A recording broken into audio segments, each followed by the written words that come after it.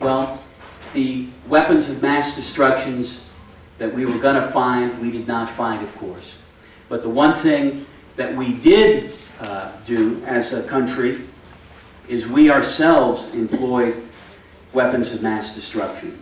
In 2002, a United Nations subcommission declared depleted uranium a weapon of mass destruction and its use a breach of international law. Depleted uranium is a highly dense material, 2.5 times denser than iron, and so the military has come up with the nifty idea that if we put this on the ends of these warheads, they'll pierce through military shields and tanks. The only problem is depleted uranium is a radioactive waste product of the uranium enrichment process. It has a half-life of 4.5 billion years. Its radioactive and health impacts we're still learning about.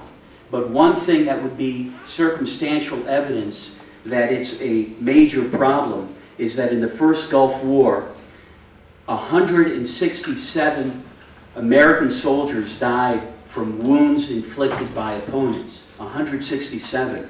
Meanwhile, at the last count, nearly 350,000 soldiers have something that's referred to as Gulf War syndrome.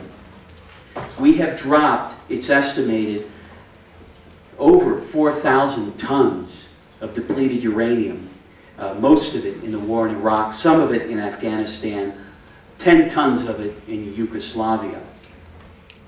And so there is an urgency that is missing from the political dialogue that seems very narrow.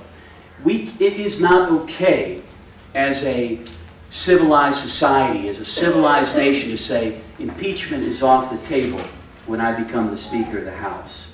It's not okay to say I'm against the war, but we're going to keep tens of thousands of troops there. Or I want increased military spending. Do you realize Clinton, Obama, McCain, they all want more money for the military. That alone is a reason to say that this is not okay. We cannot continue to engage in politics where we pretend that everything is okay and it's okay to keep giving and fueling these military enterprises. It is imperative that when we talk about the war in Iraq, that we remind people over and over again that we were failed by American journalists who would not properly report the lack of support for the theory of weapons of mass destruction. We were failed by politicians who refused to stand up and even have subcommittee consideration that might actually have hearings and flush out parts of these, lengthy acts that we suddenly decide we need to promulgate in order to be safe. It's imperative that we take a playbook out of the successful Christian right revolution. Do you remember that?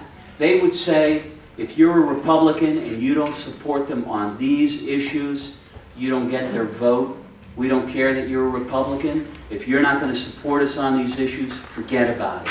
What I propose is that the progressives put together that litmus test.